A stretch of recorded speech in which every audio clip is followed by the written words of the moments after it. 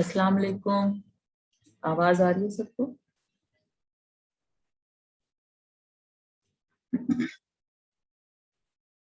आप लोगों ने ज्वाइन कर लिया सबने?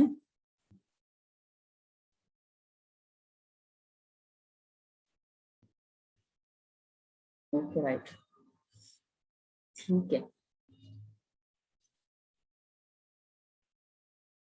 आपके कोई क्वेश्चन है? हमारा जो पॉलिसी एंड प्रोसीजर वाला सेशन था उसके हवाले से, क्योंकि अब हम नेक्स्ट सेशन स्टार्ट कर रहे हैं, that is on health care associated infection surveillance. तो अगर प्रीवियस लेक्चर से कोई है सवाल तो किया जा सकता है, अभी 5 मिनट हैं।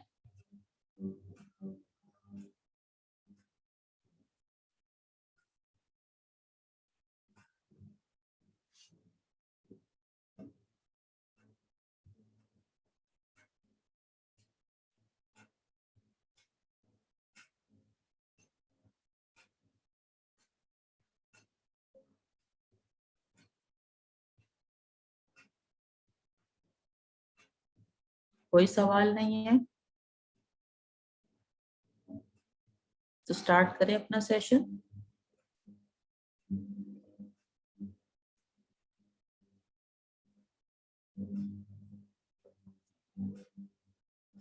ओके तो हम आज बात करेंगे health care associated infection surveillance के हवाले से। कोई आइडिया?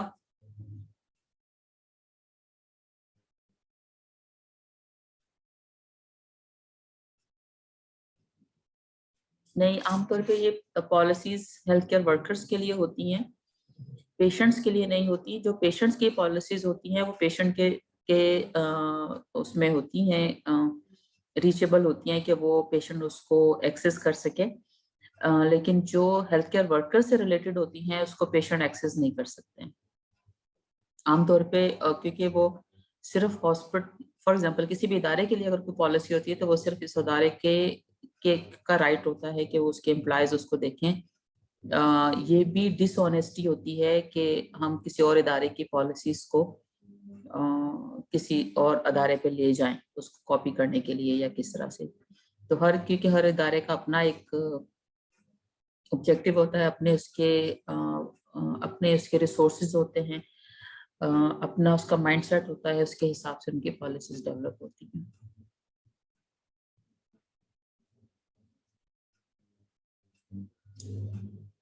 चलें, okay. Any idea about health care associated infections?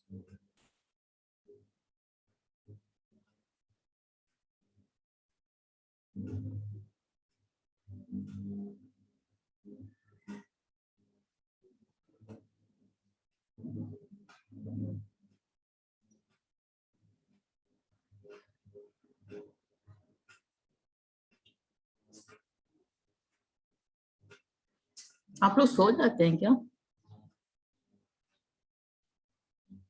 Class में तो देख सकते हैं ना कौन कौन सो रहा है, यहाँ तो देख भी नहीं सकते। यस नादिया, जो हॉस्पिटल से एक्वायर करता है ड्यूरिंग हॉस्पिटल स्टे।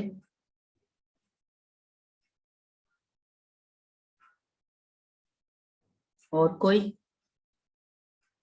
सिर्फ नादिया जाग रही है?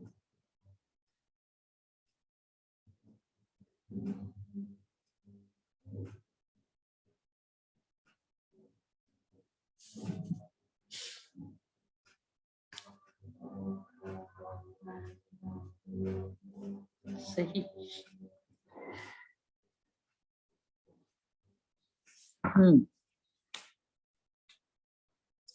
गुड।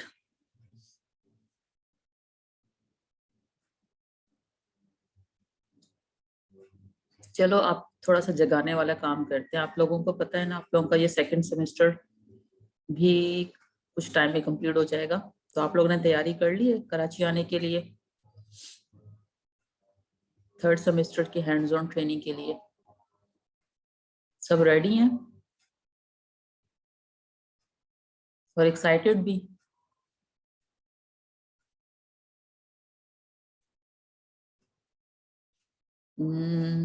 नादिया, आप लोगों का मेरा ख्याल फरहान ने शेयर कर दिया होगा या कर देंगे।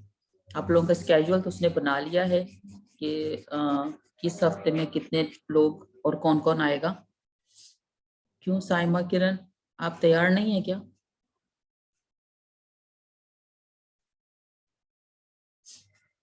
और एक्साइटेड भी नहीं है?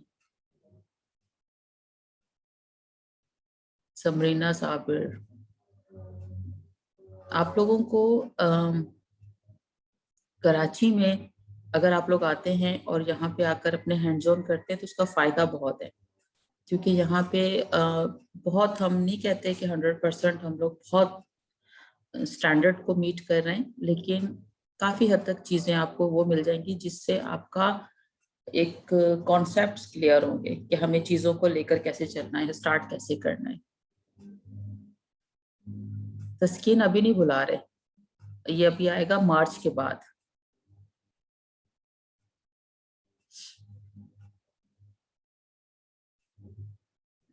इसको हम मार्च में करेंगे, मतलब मार्च, अप्रैल, मई और जून, ये 4 महीने होंगे।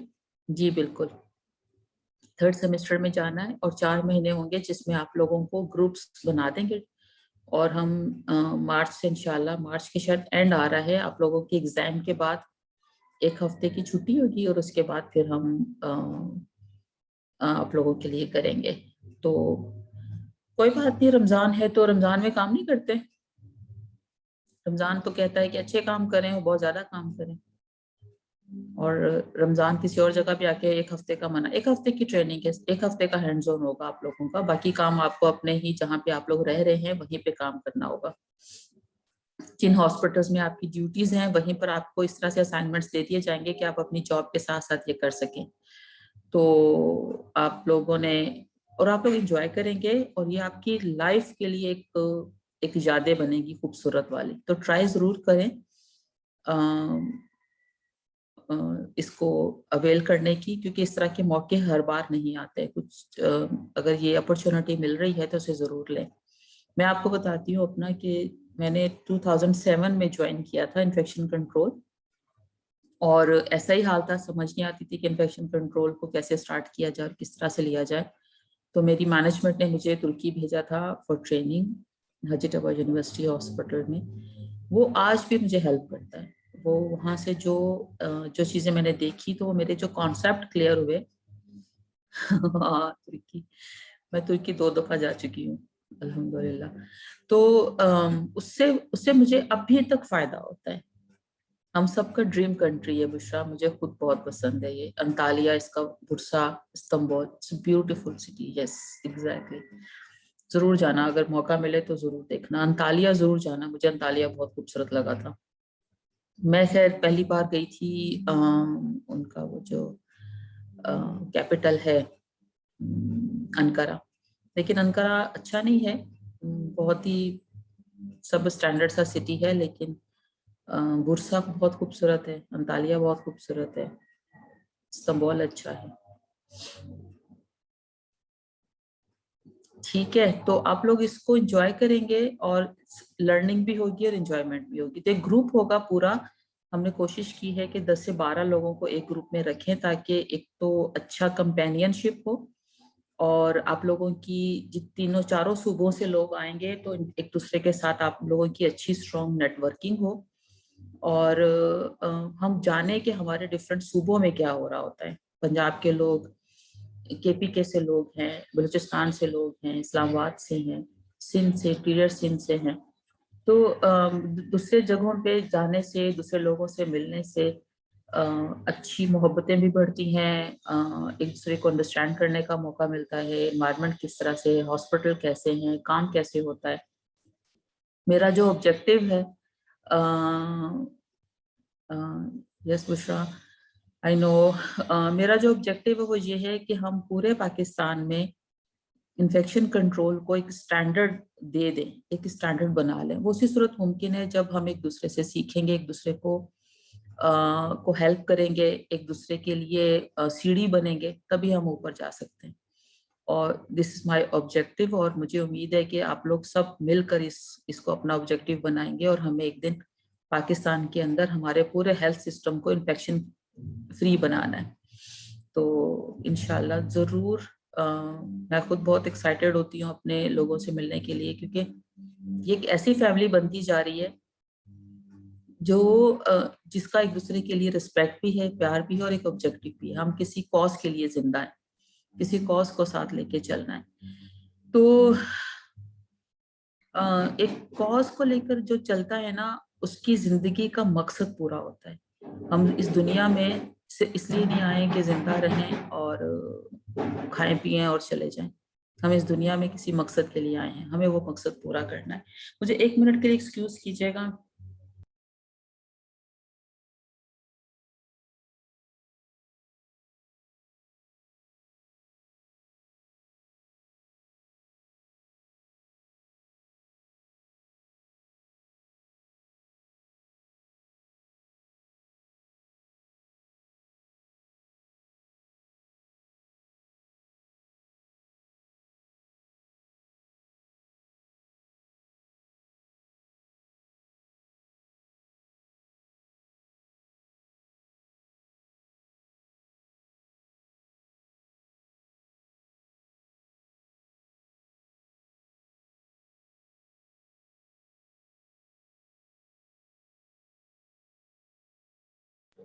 जी, आई एम सॉरी, एक्चुअली मैं छुट्टी पर हूँ, घर पर हूँ, और मेरे घर में हर कुछ देर के बाद दरवाजा बज रहा है, तो इसलिए थोड़ी सी डिस्टरबेंस हो रही है। Sorry for that.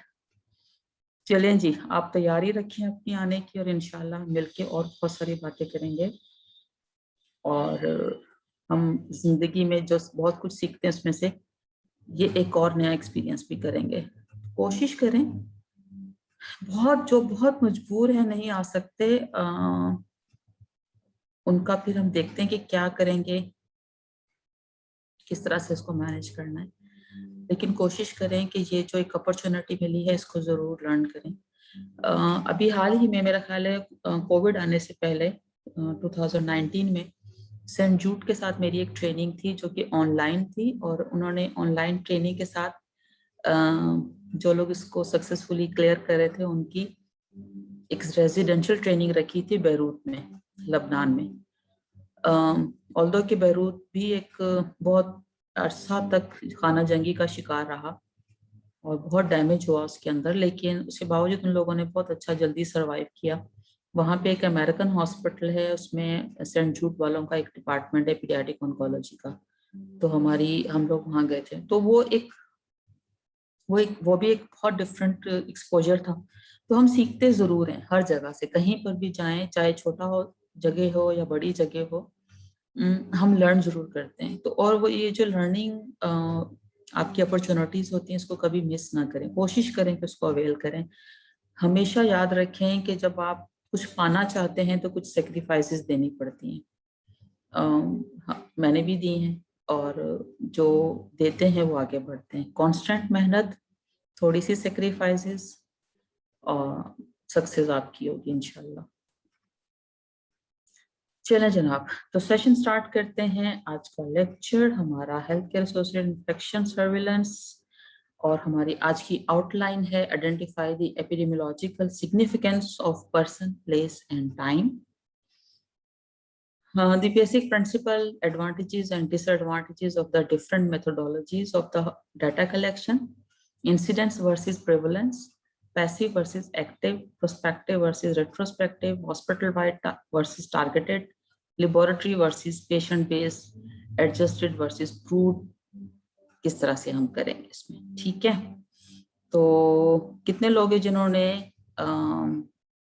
एमबीए किया, एमबीए में बताते नहीं, एमपीएच में कितने लोग हैं जिन्होंने एमपीएच किया हुआ है या एपिडेमियोलॉजी किया हुआ है कोई आप में से?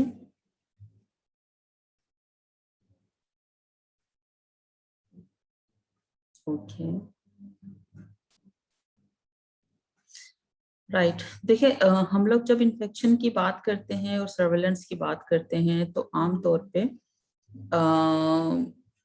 हम लोग उसमें, हमारे साथ जो ऑर्गियो होता है वो ये होता है कि ये इन्फेक्शन डॉक्टर के पॉइंट ऑफ व्यू से ये इन्फेक्शन है, और हम कहते हैं कि ये हमारे पॉइंट ऑफ से इन्फेक्शन नहीं है। तो उसमें ऐसा नहीं होता है कि एक गलत एक सही है, बेसिकली दोनों सही होते हैं, क्योंकि डॉक्टर की डायग्नोज पेशेंट को ट्रीटमेंट पॉइंट ऑफ व्यू से हो रही होती है, और इन्फेक्शन कंट्रोल की जो डायग्नोज होती है वो एपिडेमियोलॉजिकली चीज़ों को आइडेंटिफाई कर रहे होते हैं। और मकसद ये होता है कि हमें किस तरह से हेल्थ केयर एसोसिएटेड इन्फेक्शन में कमी करनी है, उसको आइडेंटिफाई करना है, और उनके लूप होल्स तलाश करने हैं, एक्शन प्लान्स बनाने हैं, और उसके ऊपर इंटरवेंशन प्लान करनी है, और फिर उसका आउटकम चेक करना है।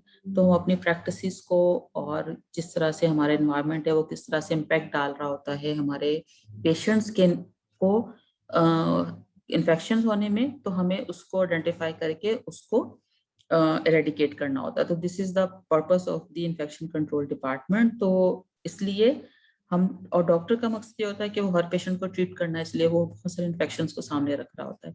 तो आपने अपना एक जो एपिडेमियोलॉजिकल पर्सपेक्टिव है उसको अपने साथ हमेशा रखना है। उसके बेस पर ही अपने जो रेट्स हैं वो उसको आइडेंटिफाई करना है, और उनके ऊपर उनके सॉल्यूशंस निकालने हैं। तो है क्या, what is healthcare associated infection? An infection which is acquired during hospitalization and which was not present or incubating at the time of admission. वो पेशेंट जो घर से नहीं लेकर आया, किसी और हॉस्पिटल से नहीं लेकर आया, एक खास टाइम के बाद जिस हॉस्पिटल में वो एडमिट हुआ वहां पर उसको लगा। ठीक है, जब वो आया उस वक्त उसको कोई इन्फेक्शन नहीं था, लेकिन उस हॉस्पिटल के अंदर आके लगा। An infection which is acquired in the hospital and become evident after discharge from the hospital. जिस वक्त वो आया उस वक्त नहीं था, कुछ टाइम के बाद उसने ग्रो किया, और जब वो घर चला गया तो कुछ दिन के बाद अगर इन्फेक्शन आया एक स्पेसिफिक टाइम के बाद, तो वो भी आपका हेल्थ केयर एसोसिएटेड इन्फेक्शन है। A newborn infection which is the result of the passage through the birth canal, या वो बच्चा जो पैदाइश के टाइम पे कोई एक्वायर किया इन्फेक्शंस। ठीक है, पहले हम इसको नोजोकोमियल इन्फेक्शन कहते थे, अब हम इसको हेल्थ केयर एसोसिएटेड इन्फेक्शन भी कहते हैं, हॉस्पिटल एक्वायर्ड इन्फेक्शंस भी कहते हैं। तो ये नोजोकोमियल इन्फेक्शन मकसद सबका एक ही है। ठीक है जी, तो है क्या, practically to establish that an infection in hospital acquired so that the patient has an infection, not a simple colonization। तो हमें आइडेंटिफाई क्या करना है कि इन्फेक्शन होना चाहिए, सिर्फ कॉलोनाइजेशन नहीं होनी चाहिए। ठीक है, कॉलोनाइजेशन वो है जहां कॉलोनीज बनती हैं किसी भी ऑर्गेनिज्म की, लेकिन वो कोई साइन एंड सिम्टम नहीं देती, कोई डिजीज नहीं दे रही होती, कोई पैथोजेनेसिटी नहीं दे रही होती, लेकिन वहां पे मौजूद होता है ऑर्गेनिज्म। ठीक है, तो कॉलोनाइजेशन नहीं होनी चाहिए, इन्फेक्शन होना चाहिए, यानी इन्फेक्शन की डेफिनेशन पे उसको पूरा आना चाहिए। Was not infected eight the time of admission, और अगर कोई पेशेंट एडमिट हुआ अगर उस वक्त उसको कोई इन्फेक्शन है तो वो हेल्थ केयर एसोसिएटेड इन्फेक्शन नहीं होगा। अगर पेशेंट आया एडमिशन हुआ उस वक्त कोई इन्फेक्शन नहीं था और बाद में उसने एक्वायर किया, तो वो हेल्थ केयर एसोसिएटेड इन्फेक्शन होगा। हैड सफिशिएंट टाइम, एक स्पेसिफिक टाइम है इन्फेक्शन डेवलप करने का, तो हम उस वक्त उसको, वो स्पेसिफिक टाइम के बाद अगर उसमें इन्फेक्शन आता है तो हम उसको कहेंगे हेल्थ केयर एसोसिएटेड इन्फेक्शन। ठीक है जी, ट्रू इन्फेक्शन नॉट कॉलोनाइजेशन, तो कैसे पता चलेगा? Infection are accompanied by this sign and symptom, अगर ऑर्गेनिज्म की वहां पे मौजूदगी है और साथ में साइन एंड सिम्टम्स भी हैं तो वो इन्फेक्शन है। लाइक फीवर है, मिलाइज है, localize infection, swelling due to inflammation, heat, pain, arrhythmia, ये सारे साइन एंड सिम्टम्स मौजूद हैं। या use definition which establish minimum characteristic for infection, CDC के क्राइटेरियाज हैं, सीडीसी ने इसके सर्वेलेंस के ऊपर बाकायदा एक अपनी क्राइटेरियाज को सेट किया है कि अगर कोई पेशेंट इन क्राइटेरियाज में फॉल करता है तो वो हेल्थ केयर एसोसिएटेड इन्फेक्शन में फॉल करेगा। तो आप उसको भी देख सकते हैं जो उसने सीडीसी ने एस्टैब्लिश किया है। Remember, immuno compromise patient do not show sign of infections. आमतौर पे ये जो साइन सिम्टम्स आपको इन्फेक्शंस में नजर आते हैं, जो पेशेंट इम्यूनो कॉम्प्रोमाइज होते हैं उनमें ये साइन सिम्टम हो सकता है ना नजर आए, जैसे कि नॉर्मल पेशेंट में नहीं नजर आते। न्यूट्रोपेनिक पेशेंट्स में वो कहलाएंगे जो लेस देन 500 न्यूट्रोफिल्स जिनके साथ होंगे। Show no pyuria, no purulent sputum, little infiltrates and no large consolidation on X-ray chest. तो अगर ऐसा भी है तो भी उसमें इन्फेक्शन हो सकता है। वो इन्फेक्शन को कैसे हम रूल आउट करते हैं, उसके फिर हम लोग माइक्रोबायोलॉजिकल चीजों से हम उनको देख रहे होते हैं कि क्या है उनके जो एविडेंस है वो और क्या है। No infection at the time of admission, एक और क्राइटेरिया 2 वाला, establish prior negativity, check history. हम कैसे देखेंगे कि एट टाइम ऑफ एडमिशन इस पेशेंट को इन्फेक्शन नहीं था, पेशेंट की हिस्ट्री को देखेंगे, साइन एंड सिम्टम्स को देखेंगे। Documented at time of admission, lab test and x-rays उस वक्त होने चाहिए। बेसलाइन जो हम करवा रहे होते हैं आमतौर पे हॉस्पिटल के अंदर, तो वो बेसलाइन टेस्ट और एक्सरेज वगैरह वो हमें हेल्प करते हैं ये देखने के लिए कि टाइम ऑफ एडमिशन पेशेंट को कोई इन्फेक्शन नहीं था। Normal physical examination, absence of the sign and symptoms, normal x-rays, negative culture और लैक ऑफ कल्चर। Example क्या है, urine culture are collected at day 7 of the hospitalization and none was collected before। अगर patient एक admit हुआ और उसको अस्पताल में एडमिशन के 7 डे पे एक यूरिन टेस्ट कराया गया और कलेक्ट किया गया जो कि इससे पहले नहीं किया गया था, it implies that no sign of infection were present in urine before. क्योंकि इससे पहले कोई साइन सिम्टम नहीं होगा तभी उसका कोई पहले कल्चर नहीं किया गया, तो साइन सिम्टम आने पर ही उसके कल्चर अगर भिजवाए गए तो इसका मतलब है कि वो हॉस्पिटल का इन्फेक्शन था, एट टाइम ऑफ एडमिशन नहीं था। थर्ड क्या है, सुफिशिएंट टाइम टू डेवलप इन्फेक्शन।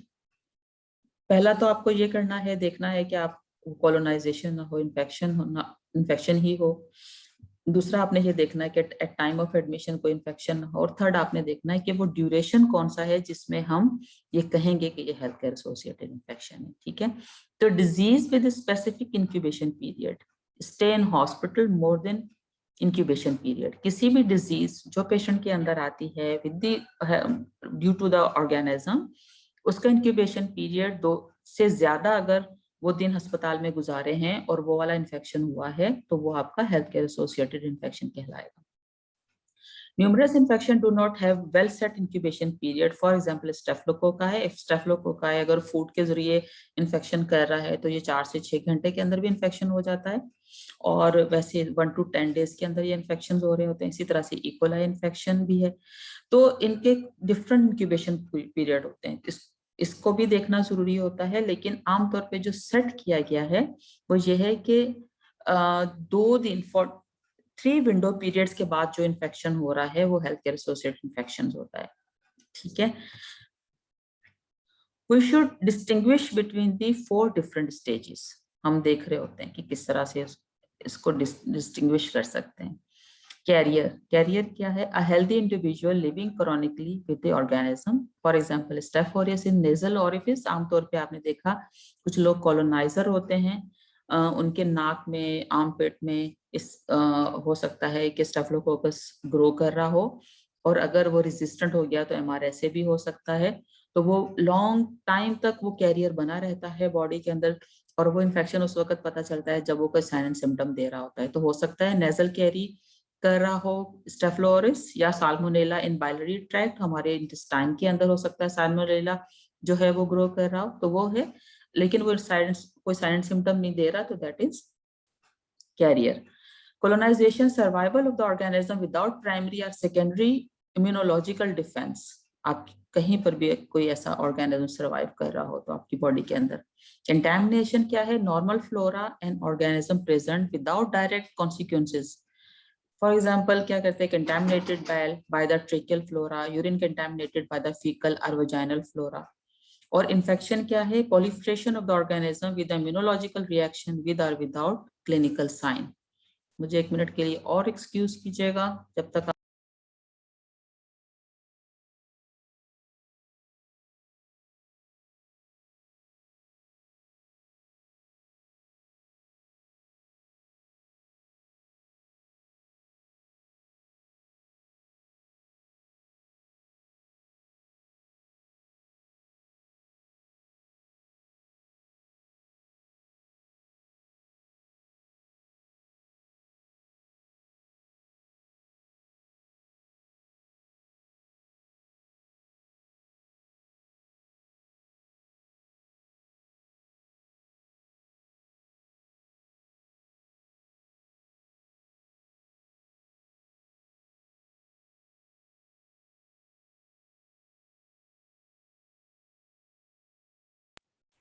जी।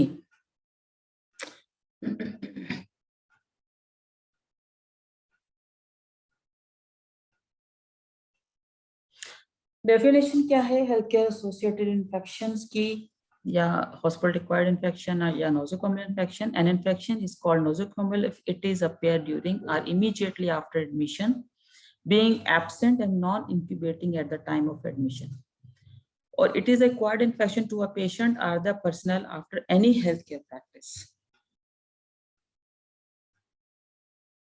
हमें ये नीड क्यों पड़ती है? एक तो ये हमें पड़ती है क्लिनिकली उसको देखने के लिए, और दूसरा हमारा एपिडेमियोलॉजिकली है। ठीक है, और for epidemiological surveillance criteria further definition should be simple to use, objective होना चाहिए, वैलिड होना चाहिए, सेंसिबल एंड स्पेसिफिक उस ऑर्गेनिज्म या डिजीज के पॉइंट ऑफ व्यू से। नोजोकोमियल इन्फेक्शन सर्विलेंस हम क्या करते हैं? Surveillance to monitor this rate is essential to identify problem and you evaluate control activities. The ultimate aim is to reduction of infection rates and their cost. The term surveillance implies that observational data are regularly analyzed.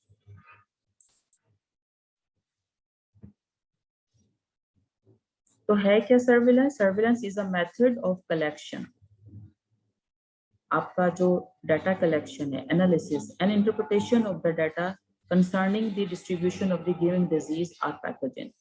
Continuous जो आप इस ये process है surveillance का, और इसका जो method है वो वही उसके ऊपर डिपेंड करता है कि आपका कलेक्शन, डाटा ऑफ कलेक्शन किस तरह का है, उसके हिसाब से आपकी एनालिसिस है, और जो एनालिसिस के रिजल्ट्स आते हैं उसकी इंटरप्रिटेशन है, और उसके बाद उसकी जो भी डाटा के रिजल्ट्स हैं उनको शेयर करना है और आइडेंटिफाई करना है कि क्या डिजीज एंड पैथोजेंस हैं जो हमारे पास आइडेंटिफाई होकर आ रहे हैं।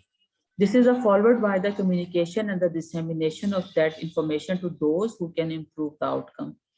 और ये इस सारा डाटा कलेक्शन, इसके एनालिसिस, इंटरप्रिटेशन और इसमें सारे काम करने के पीछे जो रीजन है वो कम्युनिकेशन है, ताकि हम वो इंफॉर्मेशन उन लोगों तक दे सकें जो डायरेक्टली पेशेंट केयर में इन्वॉल्व हैं, जिनकी अच्छी प्रैक्टिसेस से अच्छा आउटकम आ सकता है, और ये सारी इंफॉर्मेशन, ये सारी नॉलेज उन तक पहुंचाने का पर्पस पेशेंट का आउटकम को बेहतर करना है। हम क्यों करते हैं surveillance? To detect changes in the pattern of a disease. जैसे अगर हम सर्विलेंस ना कर रहे होते तो शायद कोविड का पता ना चलता, या अगर हम सर्विलेंस ना कर रहे हो तो हमें कभी XDR, आजकल जो साल्मोनेला हमारे पास आ रहा है, टाइफाइड के पेशेंट्स आते हैं, हमें ना पता चले, या पोलियो का पेशेंट जो आ रहे होते हैं उसका ना पता चले। इस तरह से ऐसी तमाम डिजीज जो अपना पैटर्न चेंज करती रहती है, तो हम उसको आइडेंटिफाई कर सकते हैं with the help of the surveillance. To recognize the existence of an outbreak and to identify the appearance of any particular dangerous organisms. एकदम 1 से 2 और 2 से 4 जो पेशेंट सेम उसमें आने शुरू हो जाते हैं, उसको हम आउटब्रेक कहते हैं, और हम ये देखना चाहते हैं कि वो आउटब्रेक एग्जिस्ट करती है, और आइडेंटिफाई करना चाहते हैं कि किस तरह की कोई डिजीज जो है वो हमारे चारों तरफ फैल रही है, और किस तरह की पेशेंट जो है वो एकदम से आना शुरू हो गए। तो सर्विलेंस इसमें भी हेल्प करता है। टू जज the desirability of the introducing special measuring to control an outbreak, और उसकी बेस पे हम अपनी गाइडलाइंस बना रहे होते हैं कि किस तरह से इस आउटब्रेक को कंट्रोल करना है। जैसे कि हमने कोविड की एग्जांपल हम हमेशा देते हैं, कोविड ने किस तरह से किया, तो हमने क्या किया था, आपने देखा था SOPs क्या बनाई थी कि मास्क पहनना है, डिस्टेंसिंग रखनी है, हैंड हाइजीन करना है। तो ये सारी जो चीजें उसी की बेस पे हम तैयार कर रहे होते हैं कि किस तरह से वो जो डिजीज है वो क्या चाहती है, और उसको हम कंट्रोल करने के लिए क्या क्या इकदाम कर सकते हैं जिससे हम उसको एक जगह पे कन्फाइन किया जा सकता है। To assess the efficacy of the regular preventive measures in use in the hospital, और फिर ये देखना कि जो कुछ हम कर रहे हैं, जो प्रैक्टिसेस हम अप्लाई कर रहे हैं, उस डिजीज को देखते हुए जो भी कंट्रोल मेजर्स लिए जा रहे हैं उसका आउटकम क्या निकला है।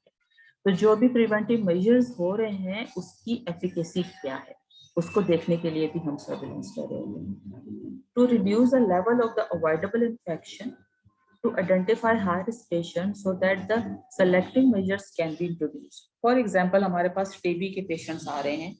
टीबी के पेशेंट्स को अगर हम तमाम पेशेंट्स के दरमियान में ना रखें तो ये हम उस इन्फेक्शन से बाकी लोगों को बचा सकते हैं, यानी ये अवॉइडेबल इन्फेक्शन हो सकते हैं, वो इन्फेक्शन जिनसे बचा जा सकता है। और इसके अलावा हम आइडेंटिफाई कर सकें वो पेशेंट्स जो किसी ऐसी डिजीज का शिकार हैं जो किसी और को दे सकते हैं, तो हम उनको क्या करें, एक जगह पे आइसोलेट करके वो, या हम अपनी प्रैक्टिसेस की कुछ चीजों को अप्लाई करके उन इन्फेक्शन को रोक सकते हैं और बाकी दूसरे लोगों को से बचा सकते हैं। तो सर्विलेंस उसमें भी हेल्प कर रहा होता है। ये हमारे एपिडेमियोलॉजिस्ट थे डॉक्टर ड्रकर 1909 में इन्होंने कहा था, if you can't measure it you can't manage it. जब तक हम जांचे, हम जब तक मेजर नहीं करेंगे हम मैनेज नहीं कर सकते हैं कि हमारे पास क्या है, हमारे पास डिजीज के हालात क्या हैं और हम लोग किस हद तक किस चीजों में फंसे हुए। तो ऑब्जेक्टिव ऑफ सर्विलेंस क्या है, आउटकम ऑब्जेक्टिव क्या है, reduction of infection rates and cost. कैसे रिडक्शन ऑफ इन्फेक्शन रेट्स अगर हो जाएंगे तो कॉस्ट खुद ब खुद कम हो जाएगी, क्योंकि जब इन्फेक्शन होते हैं तो क्या होता है, पेशेंट का हॉस्पिटल में स्टे प्रोलॉन्ग हो जाता है, उसके ऊपर जो लेबोरेटरी कॉस्ट आ रही होती है, मेडिकेशन कॉस्ट आ रही होती है, कंसल्टेशन कॉस्ट आ रही होती है, वो सारी कॉस्ट बढ़ जाती है, पेशेंट का स्टे बढ़ जाता है, हेल्थ केयर वर्कर के ऊपर बर्डन बढ़ जाता है। तो जब हम अच्छा एक इन्फेक्शन कंट्रोल करेंगे तो हमारा कॉस्ट नीचे आ जाएगी, और उस कॉस्ट को जांचने के लिए और इन्फेक्शन हमने कितना रिड्यूस किया है उसको करने के लिए सर्विलेंस जरूरी है। तो प्रोसेस ऑब्जेक्टिव क्या है, analysing and interpreting data, observing and evaluating patients care practices, ताकि हम ऑडिट करते हैं जिसके लिए हम देखते हैं कि जो पॉलिसीज हमने बनाई थी, जो इम्प्लीमेंट की थी, जो पढ़ाया था, जो चीजों को प्रोवाइड किया था, क्या हेल्थ केयर वर्कर्स उसको प्रैक्टिस कर रहे हैं कि नहीं कर रहे। उनकी प्रैक्टिसेस को देखने के लिए हम उनके ऑडिट्स कर रहे होते हैं, सर्विलेंस कर रहे होते हैं। तो हम ये देखना चाहते हैं और इवैल्यूएट करना चाहते हैं कि जो पेशेंट केयर प्रैक्टिसेस की जा रही हैं वो कितनी अप्रोप्रिएट है। मॉनिटरिंग इक्विपमेंट्स एंड एनवायरनमेंट, इसके अलावा हम इक्विपमेंट्स देख रहे होते हैं कि कौन कौन से इक्विपमेंट सोर्स ऑफ इन्फेक्शन हो सकते हैं। एनवायरनमेंट हमारा बहुत बड़ा सोर्स इन्फेक्शन का बनता है, तो उसकी मॉनिटरिंग कर रहे होते हैं। और प्रोवाइडिंग एजुकेशन, तो जो सारी मेहनत कर रहे हैं हेल्थ केयर वर्कर्स को, जो डायरेक्ट पेशेंट कांटेक्ट में जा रहे हैं, जिन्होंने पेशेंट की केयर करनी है, उनके लिए हम बहुत सारी मेहनतें कर रहे होते हैं ना, उनको पढ़ा रहे होते हैं, उनको चीजें प्रोवाइड कर रहे होते हैं, उनके लिए पॉलिसीज डेवलप कर रहे होते हैं, पॉलिसीज के बारे में उनको अवेयरनेस दे रहे होते हैं, उनको तमाम फैसिलिटीज प्रोवाइड कर रहे होते हैं ताकि वो पेशेंट को सेफ केयर प्रोवाइड करें। तो जब हम ये सारी चीजें करते हैं तो फिर हमें मॉनिटरिंग की जरूरत पड़ती है कि जो कुछ हमने उनको दिया है उसको वो उसको अप्लाई कर भी रहे कि नहीं कर रहे। उसकी बेस के लिए हम ऑडिट्स एंड सर्विलेंस कर रहे होते हैं, प्रैक्टिसेस को देखते हैं, पेशेंट का आउटकम देखते हैं। और हमें सर्विलेंस करना कैसे है, तो किसी भी चीज को करने के लिए, नॉट ओनली सर्विलेंस, किसी भी चीज को करने के लिए हमें पहले प्लानिंग करनी पड़ती है। तो हम क्या करते हैं, यहाँ पे भी सर्विलेंस के लिए भी हम पहले प्लानिंग करते हैं। तो choosing the problem and assess the population to be served, सबसे पहले हमें देखना है कि प्रॉब्लम आ कहाँ पे रहा है। आमतौर पे जब हम सर्विलेंस कर रहे होते हैं पेशेंट की, तो हम वो क्रिटिकल एरियाज को चूज करते हैं जहाँ सबसे ज्यादा हाई रिस्क पॉपुलेशन होती है। तो हाई रिस्क पॉपुलेशन कहाँ पर होती है आमतौर पे डियर्स, हाई रिस्क पॉपुलेशन कहाँ पर हो सकती है हमारी?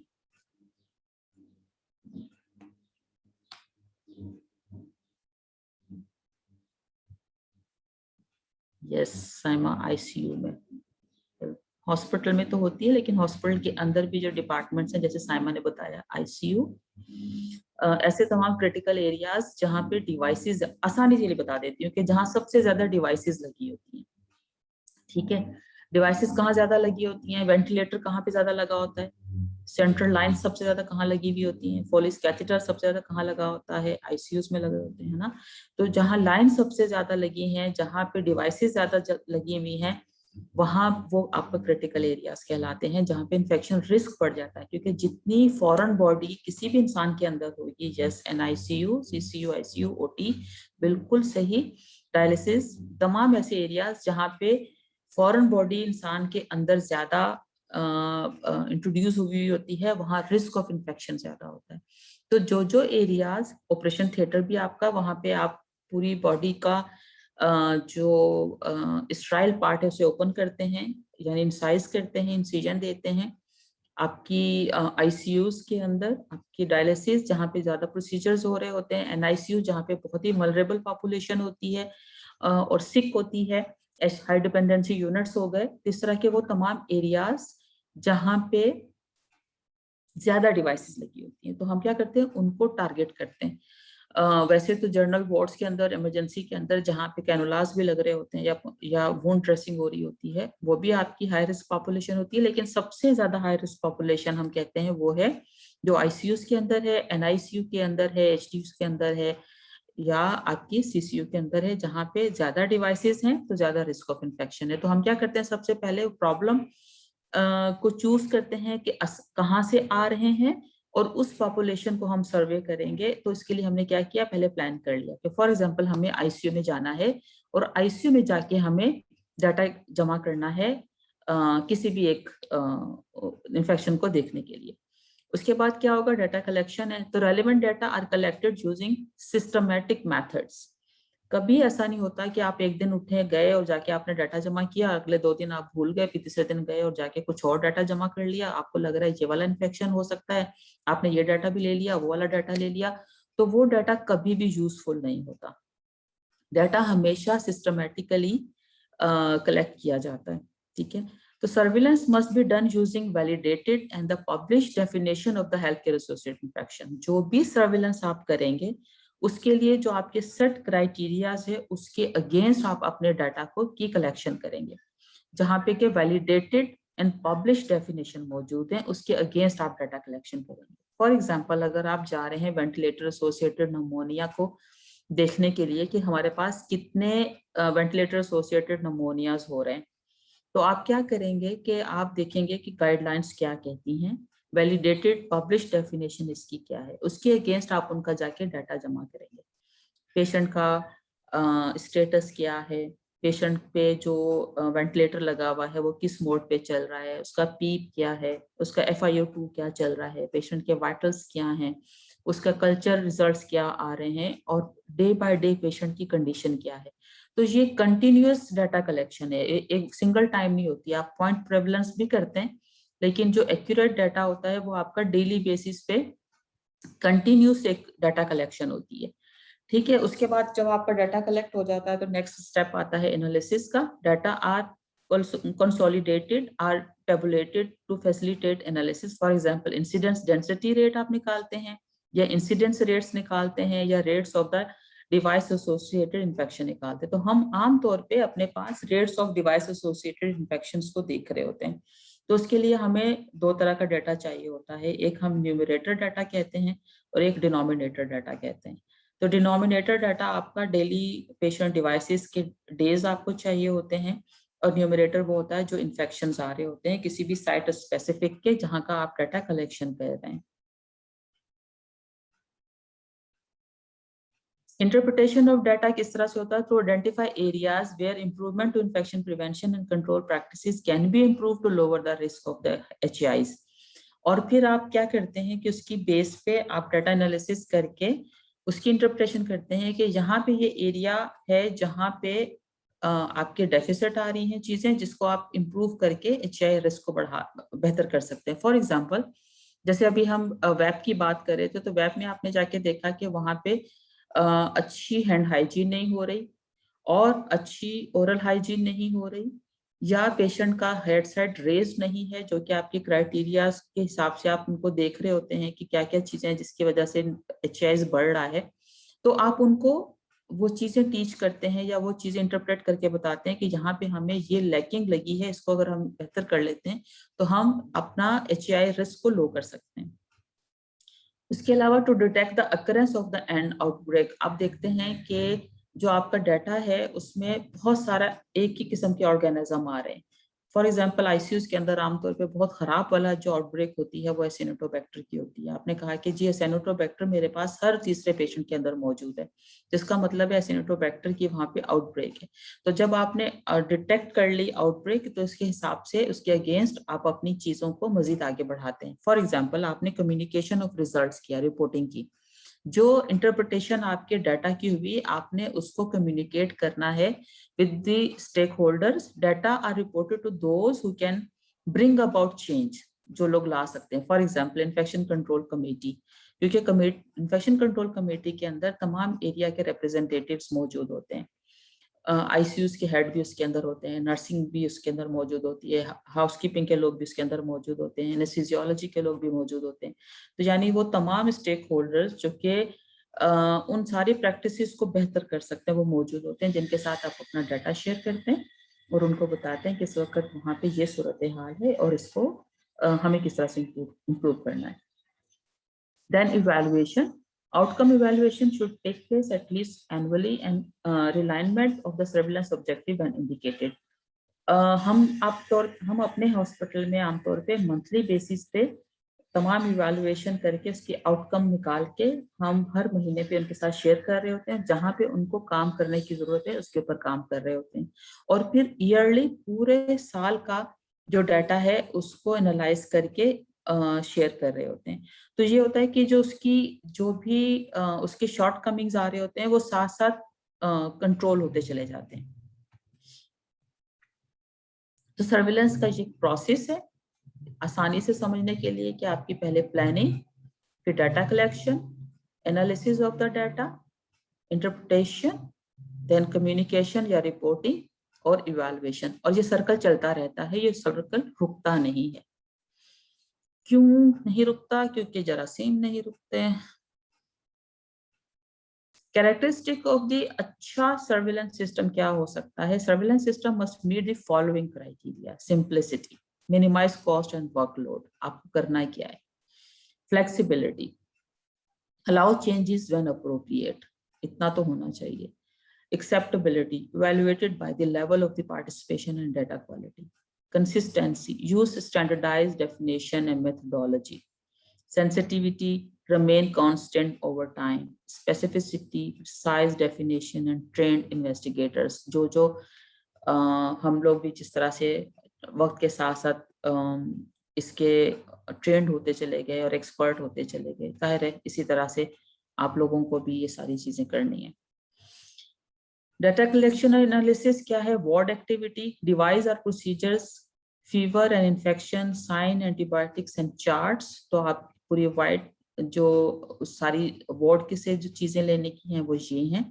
उसके बाद लेबोरेटरी है, culture and sensitivity, resistant pattern, serological test, जो लेबोरेटरी रिपोर्ट्स हैं वो उसकी कलेक्शन है।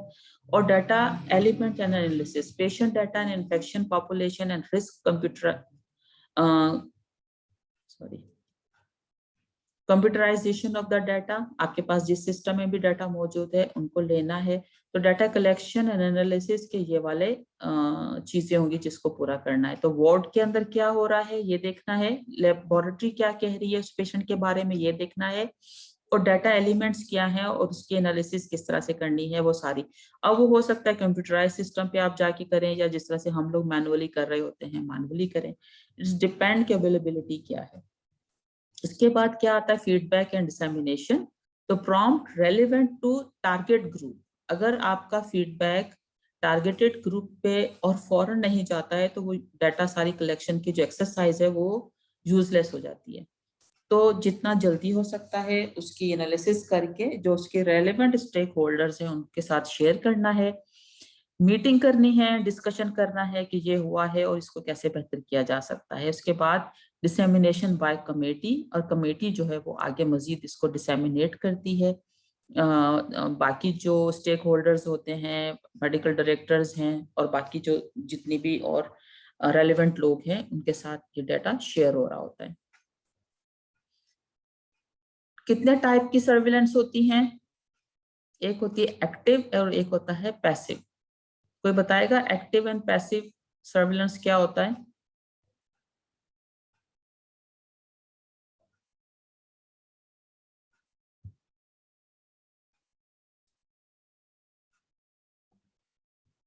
Anyone? What is active and passive surveillance? Okay, active on daily basis, and what about passive? Passive क्या है?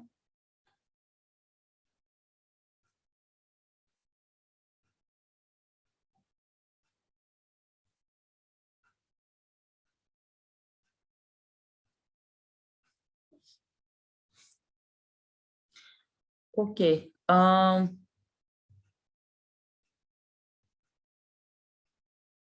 ठीक है, इसको हम थोड़ा सा इस तरह से समझ लेते हैं कि एक्टिव वर्सेस पैसिव जो सर्विलेंस इस तरह से होता है कि एक्टिव होता है जिसमें इन्फेक्शन कंट्रोल की अपनी टीम है जो खुद जाके सर्विलेंस कर रहे होते हैं, डाटा कलेक्शन कर रहे होते हैं, ठीक है। पैसिव होता है जिसमें आप किसी को कहते हैं, फॉर एग्जांपल आईसीयू के हेड को आपने एक फॉर्म्स दे दिए क्योंकि आपके पास लोग नहीं है और आप इतना रेगुलर जाके डाटा कलेक्शन नहीं कर सकते, तो आप क्या करते हैं, फॉर्म जाके हेड नर्स को दे दिया या किसी डॉक्टर को दे दिए या किसी नर्स को दे दिया और उसे कहा कि तुमने ये फॉर्म फिल कर लेना है, ठीक है। क्योंकि आपने रिसोर्स यूज की, आपके अपने पास रिसोर्स नहीं है, आप रिसोर्स लिमिटेड हॉस्पिटल में काम कर रहे हैं, तो आपने क्या किया, लोगों को हेल्प ली और उनको फॉर्म्स दिए और कहा कि हमें ये डाटा कलेक्शन करके दे दें। एक्टिव वो होगा कि आपकी अपनी टीम इतनी स्ट्रांग है कि आप खुद जाके अपना डाटा कलेक्शन कर रहे होते हैं।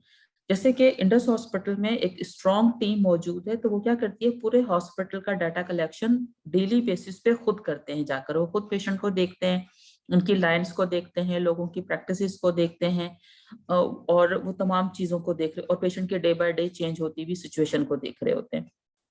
तो क्या दोनों का फायदा और नुकसान क्या है? फायदा ये है एक्टिव सर्विलेंस का कि आपके पास ट्रू रिकॉर्ड आ रहा होता है और आपके पास फौरन फौरन आपको पता चल जाता है कि चीजें किस तरह से हो रही हैं और आप उसके रिजल्ट्स निकाल के दे देते हैं।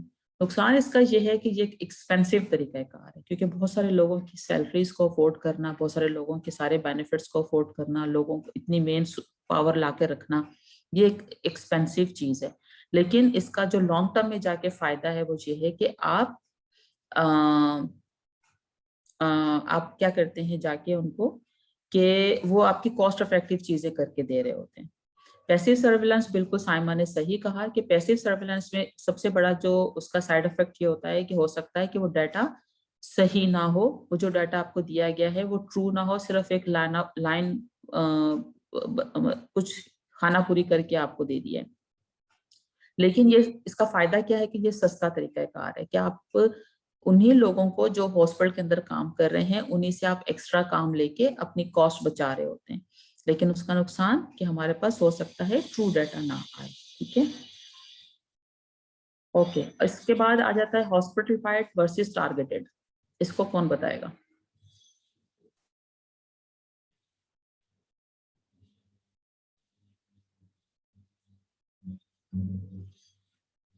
Hospital wide versus targeted, targeted data किसको कहते हैं?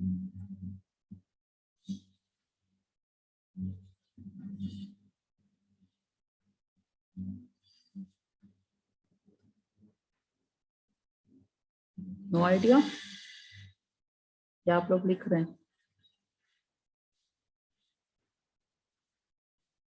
बिल्कुल, हॉस्पिटल वाइड वो होता है जिसमें आप तमाम हॉस्पिटल के डाटा को जमा कर रहे होते हैं यानी आप सर्जिकल वार्ड से भी डाटा लेंगे, आईसीयू से भी लेंगे, एचडीयू से भी लेंगे, मेडिसिन वार्ड से भी लेंगे, मेडिसिन आईसीयू से भी लेंगे, यानी जो जितने हॉस्पिटल के डिपार्टमेंट पेशेंट के लिए रन कर रहे हैं आप वहां सब जगह से डाटा जमा करते हैं। टारगेटेड वो है, फॉर एग्जांपल आप देखना चाहते हैं कि सेंट्रल लाइन इन्फेक्शन कितने आ रहे हैं, तो आप सिर्फ उन पॉपुलेशन को टारगेट करते हैं जिनकी सेंट्रल लाइन लगी हुई है, या फोलिस कैथेटर का आप देखना चाहते हैं, या वेंटिलेटर्स का देखना चाहते हैं, या आप एसएसआई देखना चाहते हैं, तो किसी एक को टारगेट करते हैं और उसके हिसाब से आप जो है वो डाटा जमा कर रहे होते हैं। हाँ बिल्कुल, एसएसआई। और कोई एग्जांपल? जैसे क्लैप्सी का एग्जांपल दिया, एसएसआई का दिया।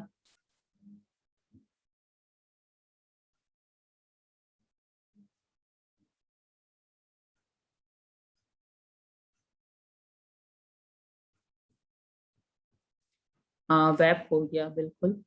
ठीक है। तो टारगेटेड वो होते हैं जिस जो स्पेसिफिक आप इन्फेक्शन देखना चाहते हैं, आप उसको टारगेट कर लेते हैं एक चीज को। और ये भी एक तरीका है जिसमें आप कम स्टाफ के साथ ज्यादा अच्छा काम कर सकते हैं। यानी अगर आपके पास एक आईसीपी है या 2 आईसीपीस हैं तो आप टारगेटेड सर्विलेंस करना चाहिए। लेकिन अगर आपके पास अच्छा स्टाफ है तो आप हॉस्पिटल वाइड जा सकते हैं। ठीक है, समझ में आ गया? क्लियर है?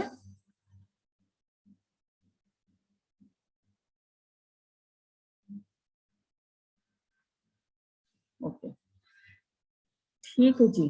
तो यहाँ पे भी थोड़ा सा एग्जाम उन्होंने इसको एग्जांपल के साथ बता दिया कि passive surveillance involve reliance on the physician to provide infection information to ICP, or active can involve actively seeking out HIs on a regular basis by the individual trained in surveillance, usually by ICP. Or target surveillance, it focus on the certain healthcare setting, for example ICU patient population, for example surgical patient, an infection type, BSI, UTI, RTI वगैरह, जिसपे हम already discuss कर चुके हुए हैं।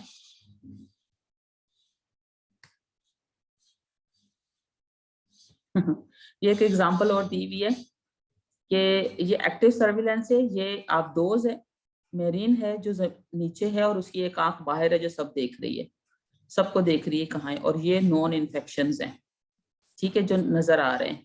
तो उसने क्या किया है, एक्टिव सर्विलेंस कर रहा है, ऊपर से भी देख रहा है कि नॉन इन्फेक्शन क्या है, और उसका जो आप डोज है वो नीचे से भी देख रही है कि अननोन इन्फेक्शंस का क्या है। पैसिव सर्विलेंस वाला जो है वो सिर्फ ऊपर से देख रहा है कि नॉन इन्फेक्शंस क्या है।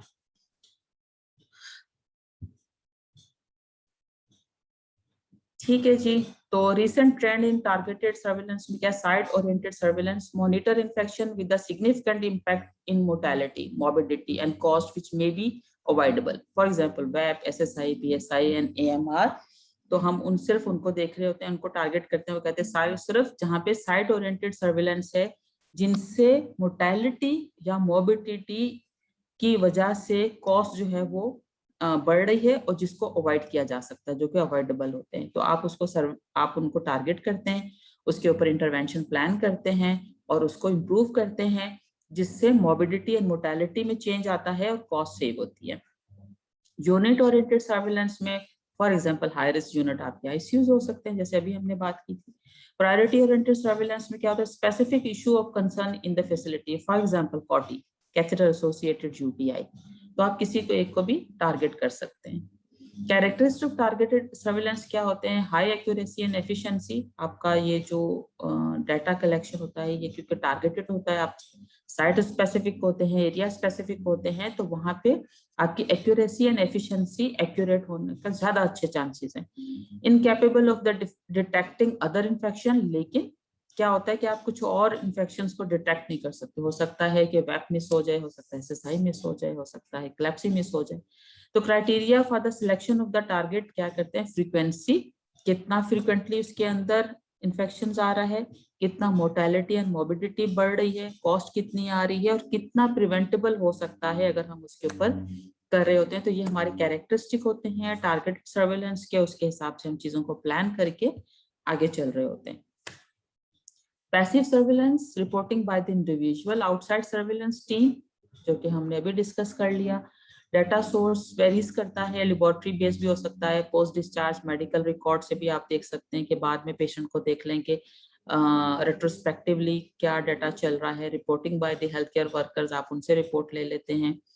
लो sensitivity but it is not expensive, सस्ता है, हो सकता है, लेकिन बहुत अच्छी इसका सेंसिटिविटी नहीं है। Depend on the completeness, validity and accuracy existing data. It's depend कि कितना अच्छा डाटा हमारे पास रहता है।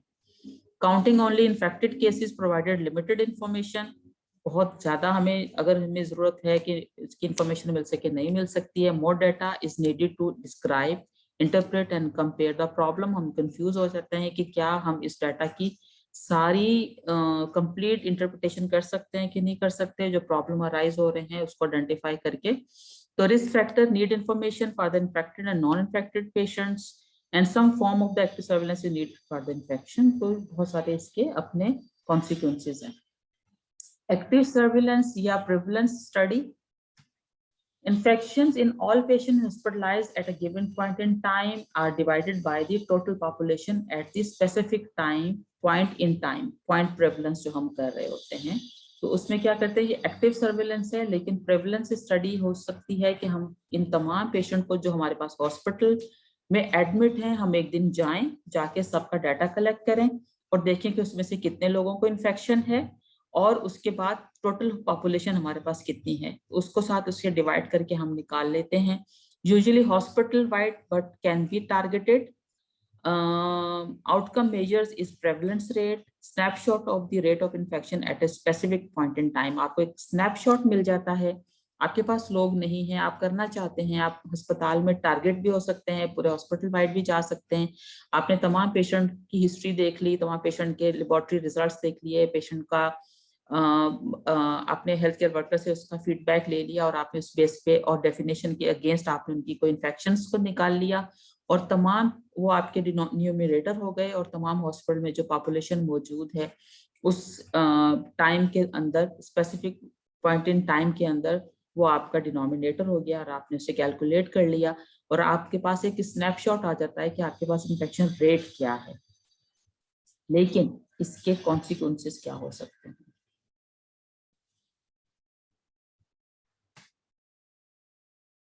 इसके एक्टिव सर्विलांस के फायदे क्या होते हैं? फ्लेक्सिबल होता है, इंफॉर्मेटिव होता है, टाइमली हो जाता है, capable of the cluster detection, capable of the change behaviour, accurate होता है क्योंकि आप खुद जाके सारी चीजें ले रहे होते हैं, बट एक्सपेंसिव क्योंकि आपको ज्यादा लोग चाहिए।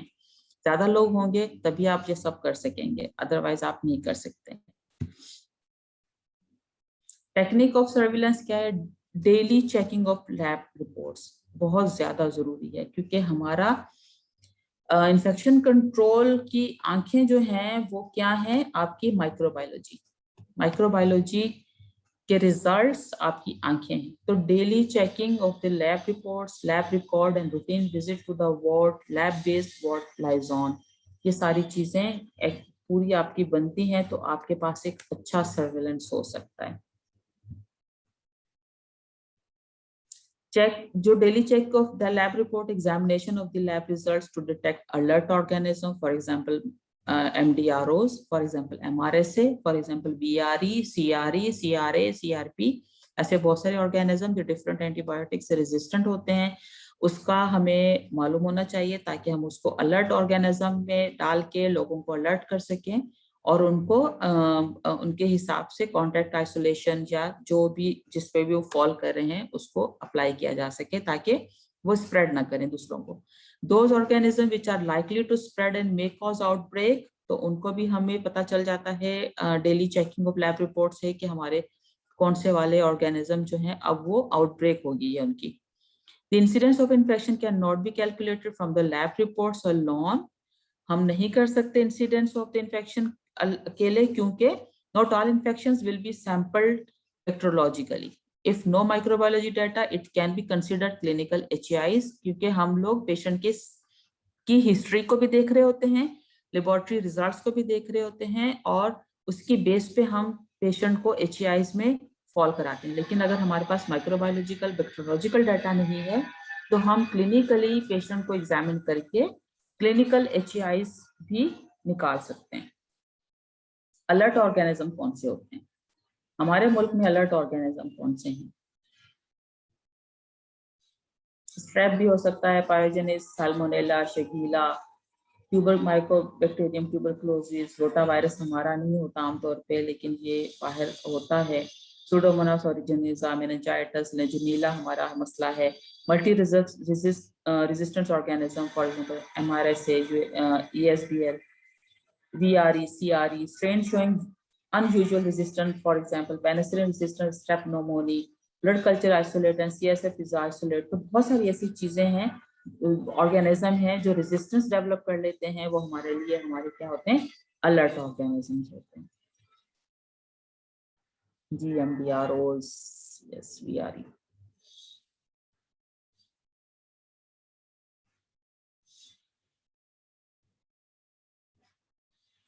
Role of the clinical microbiologist क्या है? अगर हमारे पास मौजूद हैं ID and infectious disease antibiotics, it can short time as possible with accuracy, और एंटीबायोटिक का research susceptibilities should not be reported on isolate of the doubtful pathogenicity. Colonisation हमें उनको नहीं होता आइडिया कि कॉलोनाइजेशन है कि नहीं है, लेकिन हम लोग क्या करते हैं, दोनों को मिलाकर हम देखते हैं कि क्या ऑर्गेनिज्म हो सकते हैं। तो इसलिए जो क्लिनिकल माइक्रोबायोलॉजिस्ट का उसका रोल बहुत अहम होता है, क्योंकि वो क्लिनिकली भी चीज़ों को देख रहे होते हैं और माइक्रोबायोलॉजिकली भी देख रहे होते हैं। Current resistance rates and the trend उनका पता चल रहा होता है। Clinician and antibiotic policy committee should be informed. अगर हमारे पास कुछ ऐसे ऑर्गेनिज्म आ रहे हैं तो हमारी जो एंटीबायोटिक स्टीवर्डशिप कमेटी होती है उसको भी इसके बारे में पता होता है, आईडी टीम को भी हम इसके बारे में वेल अवेयर कर रहे होते हैं, और क्लिनिकल माइक्रोबायोलॉजिस्ट इसमें अपना रोल प्ले कर रहे होते हैं। Clinical microbiologists should be trained in giving advice to physician about the appropriate choice of the antibiotic, stepping down from the broad to narrow spectrum whenever possible, and the from IV to oral agent, क्योंकि हम de-escalate करते हैं antibiotics को ताकि उनके अंदर resistance organism उनकी वजह से ना बन सके। तो जो क्लिनिकल माइक्रोबायोलॉजिस्ट होता है वो इसके बारे में भी एडवाइस दे रहे होते हैं फिजिशियंस को कि अब आप ये वाली एंटीबायोटिक को de-escalate कर दें, इस वाली एंटीबायोटिक को आप ओरल से आईवी से ओरल पे ले आएं। इसके अलावा टीम वर्क, जाहिर है microbiology laboratory should work in close harmony with the IPC department, clinical pharmacy department. ये सारे डिपार्टमेंट मिलकर ही एक अच्छी एंटीबायोटिक स्टीवर्डशिप कमेटी को रन कर सकते हैं और पेशेंट की सेफ्टी कर सकते हैं, और एमडीआरओस में जो मल्टी ड्रग रेजिस्टेंस ऑर्गेनिजम्स हैं या जो रेजिस्टेंस बढ़ रहा है उसको कंट्रोल कर सकते हैं। So this is the teamwork with the microbiologist, physician, clinician and ICP, तो safety of the patient है ये है list of notification in microbiology report. For example, नाम ये है, medical record number ये है, ward number ये है, sample उसका wound swab है, result MRI से आया है, date ये है, notified जिस डॉक्टर को किया है, notified to जिस infection control nurse को किया या जिस हेल्थ केयर वर्कर्स को किया, और ये एमडीआर कौन कौन से हो सकते हैं, MRS, MRSC, BRE, PRP, SPL, different किस्म की CSF blood, AFB stool and miscellaneous के अंदर के सारी इस तरह की एक लिस्ट होती है, और जो कि इन्फॉर्म किया जाता है फ्लोर्स पे अगर किसी के अंदर कोई ऑर्गेनिज्म आ रहे हैं तो। Laboratory record and the routine visit to the ward, ICP examine the lab. आमतौर पे इन्फेक्शन कंट्रोल की जिम्मेदारी होती है कि वो इन सारी चीजों को देखे।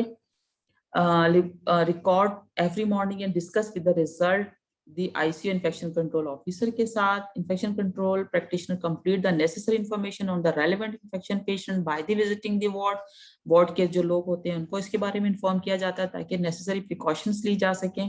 Head of infection control department को भी इसके बारे में इन्फॉर्म किया जाता है। They are true clinical infection और कोलोनाइजेशन, इसको देखना, आइडेंटिफाई करना है कि ये कोलोनाइजेशन है या इन्फेक्शन है, और ये एचआई बन रहा है या कम्युनिटी एक्वायर्ड बन रहा है इन्फेक्शन, तो इसको भी देख रहे होते हैं।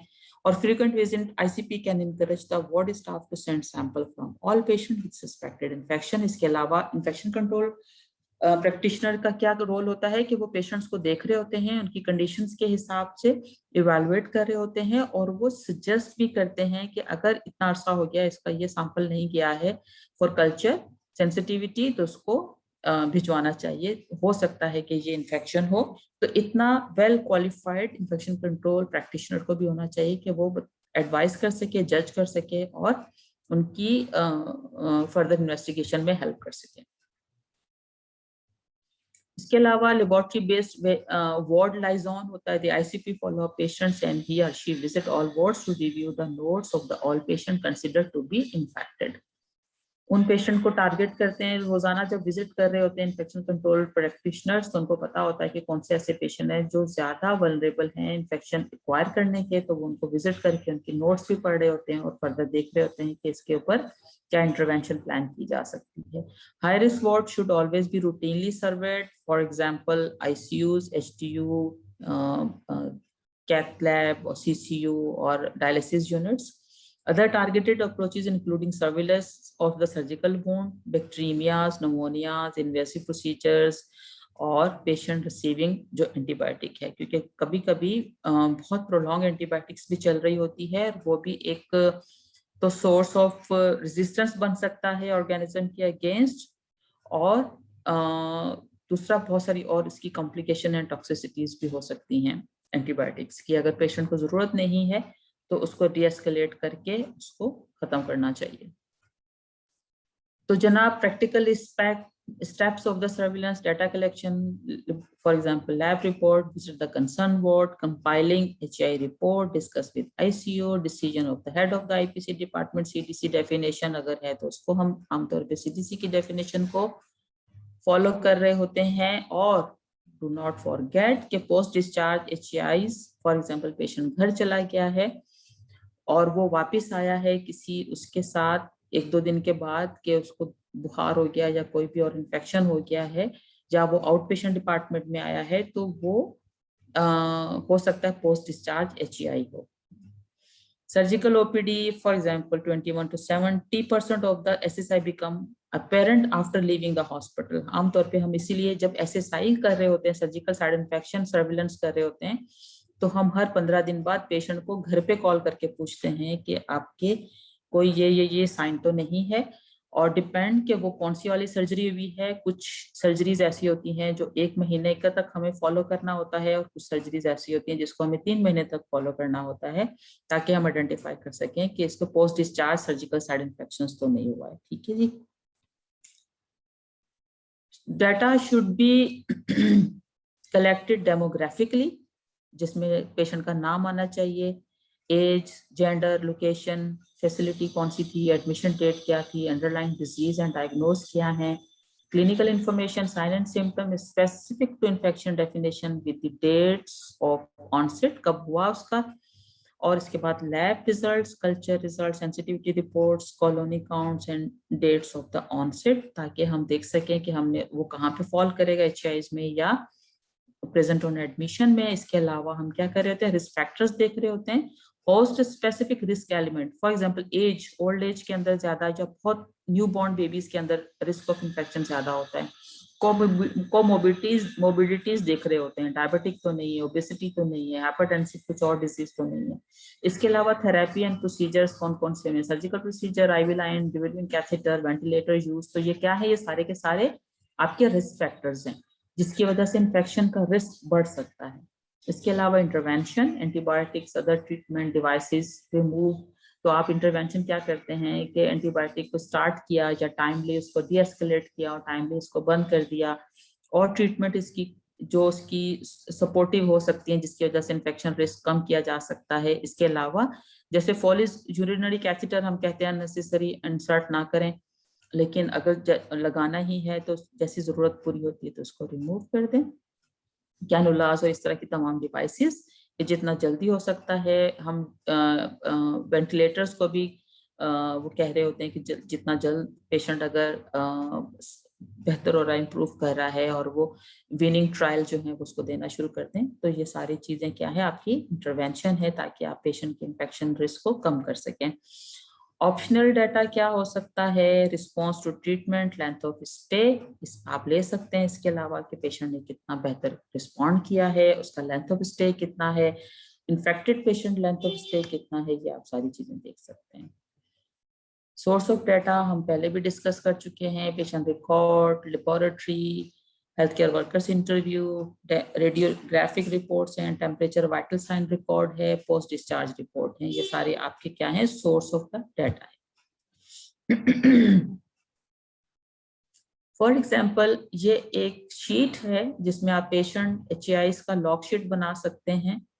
वार्ड नंबर कौन सा था, हॉस्पिटल नंबर क्या है, नाम क्या है, नेटिव कहाँ का है, age, gender, date of admission, procedure क्या हुआ है, डायग्नोज क्या है, साइट ऑफ आइसोलेशन क्या है, डेट ऑफ आइसोलेशन क्या है, ऑर्गेनिज्म क्या है। इस तरह की शीट आप भी बना सकते हैं। ठीक है,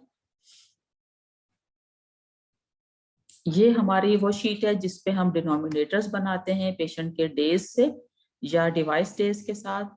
तो आपने देखा है कि ward M1, M2, S1, S2 for example, और 1 तारीख से लेके 30 तारीख तक, और आप रोजाना आप देखते हैं कि उसके अंदर कितने पेशेंट्स मौजूद हैं, पेशेंट के डेज हम इसके साथ देख रहे होते हैं, और इसी तरह की शीट आपके डिवाइस डेज के साथ भी के लिए भी बन रही होती है, ठीक है। और लास्ट में 30 डेज पूरे होने पे हम उसकी टोटल कर रहे होते हैं। तो ये जो सारी शीट्स हैं, आप जब हमारे साथ पास आएंगे थर्ड सेमेस्टर में, तो हम आपके साथ प्रैक्टिकली भी इसको करेंगे, ताकि आपको इसको समझने में आसानी हो और आप इसको कर सकें। इसके अलावा हम इंसिडेंस रेट्स देखते हैं कि न्यू ऑनसेट ऑफ केसेस क्या है, और उनको देख रहे होते हैं, और उसकी कैलकुलेशन भी कर रहे होते हैं। ये हमारा एक और सेशन भी आएगा, जब आप हमारे साथ होंगे तो हम इसको बाकायदा प्रैक्टिस करके भी देखेंगे कि हम आपके इंसिडेंस रेट्स कैसे निकालते हैं, इंसिडेंस डेंसिटी रेट किस तरह से निकल रहे होते हैं। ये सारी चीजों को हम प्रैक्टिस भी करेंगे। और इसके इंसिडेंस स्टडी के हमारे पास एडवांटेजेस के more effective in comparing infection rates, better in following trend हम देख रहे होते हैं, linking infection to the risk factor, inter person hospital and inter unit comparison कर रहे होते हैं कि कहाँ के रेट्स ज्यादा अच्छे हैं और कहाँ पे ज्यादा अच्छी प्रैक्टिसेस हो रही है, कहाँ पे खराब प्रैक्टिसेस हैं, रीजंस क्या है, रिस्क फैक्टर्स क्या हैं, और डिसएडवांटेजेस क्या है कि मोर लेबर इंटेंसिव चाहिए, टाइम कंज्यूमिंग है, कॉस्टली पड़ता है, लेकिन इसका बेनिफिट भी है। Prevalence, the numerator is the number of the cases of the disease existing at the beginning of the study, in addition to all new cases that develop during the study period. तो हम प्रीवलेंस देख रहे होते हैं उन patients का, और denominators क्या होते हैं, entire population at time of present, ठीक है।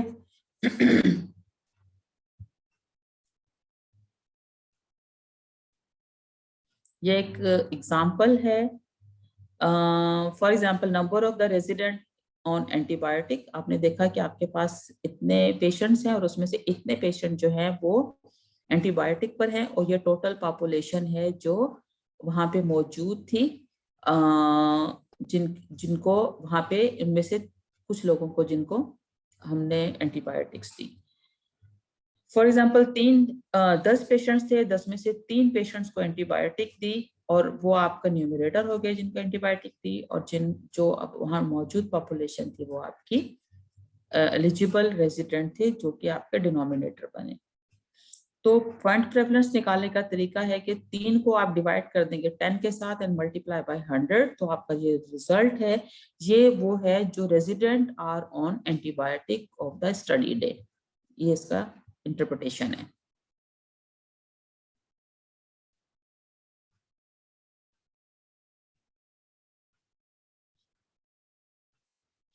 ये इसकी ओवरऑल जो आपके जितने भी आप कैलकुलेशन करते हैं उसके फार्मूलाज हैं। इंसिडेंस रेट्स कैसे निकालेंगे, चाहे इसके इंसिडेंस डेंसिटी रेट्स कैसे निकलेंगे, पेशेंट डेज कैसे निकलेंगे, और incidence rate of HIs in service, यानी किसी स्पेसिफिक यूनिट में किस तरह से आप निकालेंगे। तो ये बहुत अच्छे से फार्मूलाज हैं जो आपको हेल्प करेंगे जब हम सब इकट्ठे होंगे और आपको हम कुछ टास्क देंगे, इसकी बेस पे आप लोगों ने ये सारी चीजें निकालनी है। तो इसको जरूर स्टडी कीजिएगा। और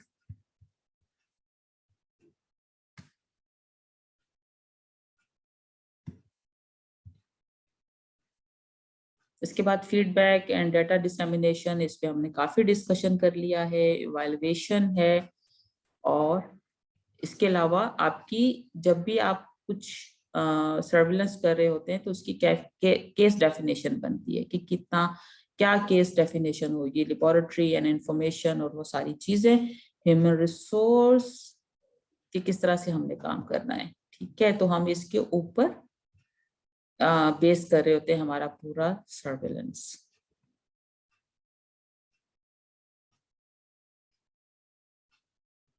दीज आर द आपकी ये ग्रुप एक्टिविटी है, आप इसको पढ़ें और आप लोग आपस में इसको डिस्कस कर सकते हैं, और ये आपका जितने लोग इंटरेस्ट लेंगे उतना उन लोगों की नॉलेज भी बढ़ेगी और एक्सपीरियंस भी बढ़ेगा। जो लोग इंटरेस्टेड हैं कि वो सर्वेलेंस को एक्टिवली करें, वो इस एक्टिविटी को जरूर देखें अपने पास और मेरे साथ शेयर करें अगर आप इसमें इंटरेस्टेड हैं तो। Thank you very much. कोई सवाल?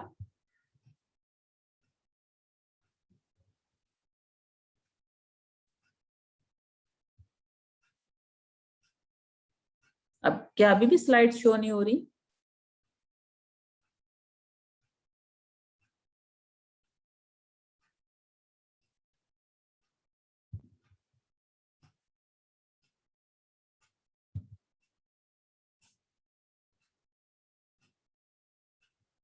स्लाइड शो हो रही है अभी? अभी बताएं, स्लाइड शो हो रही है? अभी मैंने दोबारा से उसको शेयर किया है। ठीक है, तो ये ग्रुप एक्टिविटी है 20 मिनट्स की। यस, और ये आपकी ये पीपीटी अपलोड भी हो जाएगी मोडल पे, और रिकॉर्डेड लेक्चर भी इंशाल्लाह। तो आप लोग इसको देख लीजिएगा। और ये बहुत अहम एक प्रेजेंटेशन है जो बहुत हेल्प करेगा। ये साइमा सारी पीपीटी शेयर हो जाएगी, जिसमें फॉर्मूलाज भी हो जाएंगे। बिल्कुल, मैं आपको अभी भी दिखा देती हूँ।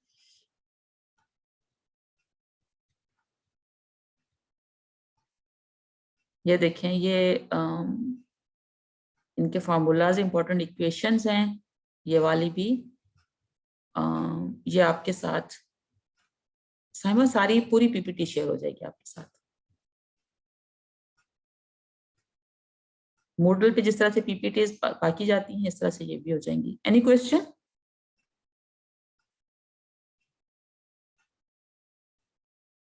इसमें कितना आप लोगों को समझ में आया?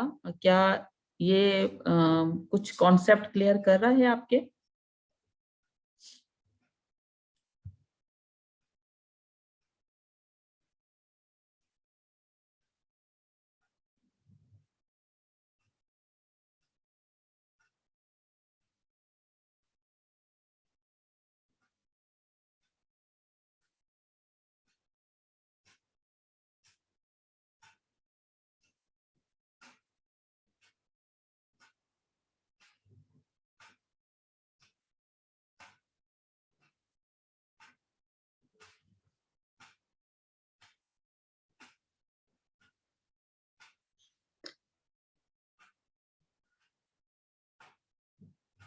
सही, ठीक है। अगर कोई सवाल नहीं है तो हम इसको, आज के लेक्चर को खत्म करते हैं, और इंशाल्लाह कल आपसे मिलते हैं दोबारा आउटब्रेक इन्वेस्टिगेशन वाले सेशन के साथ। ठीक है जी।